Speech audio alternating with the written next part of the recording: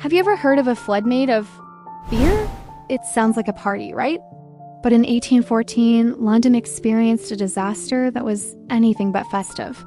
Today, we're diving into the bizarre and tragic story of the London beer flood. It all happened on October 17th, 1814, in the bustling parish of St. Giles.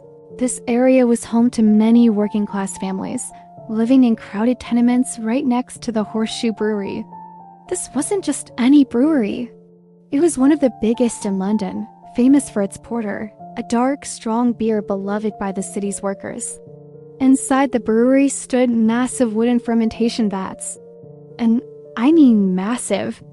One of these vats, towering over 22 feet high, held more than 135,000 imperial gallons of porter. To put that in perspective, that's enough to fill a modern swimming pool. On that fateful afternoon, one of the iron rings that held the giant vat together suddenly snapped.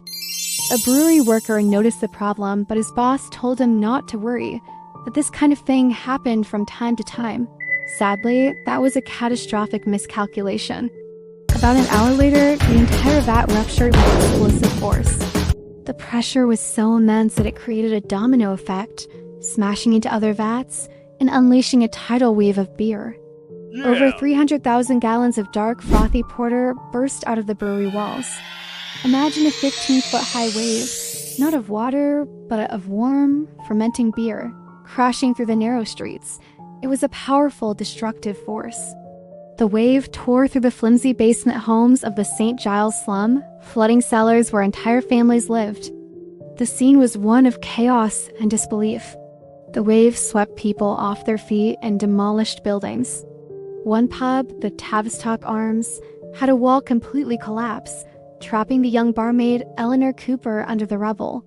In the immediate aftermath, there were stories of people rushing to the scene, not to help, but to drink the free-flowing beer from the streets. Some supposedly used pots, pans, and anything they could find to scoop it up. While some of these tales might be exaggerated urban legends, it speaks to the desperation of the times. But let's not forget the human cost of this strange disaster. The flood claimed the lives of 8 people, mostly women and children who were drowned in the basements of their own homes. A mother and her young son, a 4-year-old girl, and others lost their lives in the most unimaginable way. It was a true tragedy born from a very unusual cause. So, what happened to the brewery? In a bizarre legal twist, the incident was ruled an act of God, meaning no one was held legally responsible. The brewery owners actually received financial compensation from Parliament for the lost beer, while the victims and their families received very little.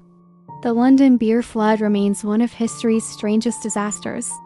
It is a powerful reminder that even something as seemingly harmless as beer can have devastating consequences under the wrong circumstances. It's a story of industrial might, urban poverty, and a freak accident that London would never forget. Thanks for joining us on this deep dive into history. If you found this story as fascinating as I did, make sure to hit that like button and subscribe for more incredible tales from the past. Let me know in the comments what historical event you want me to cover next. See you in the next video.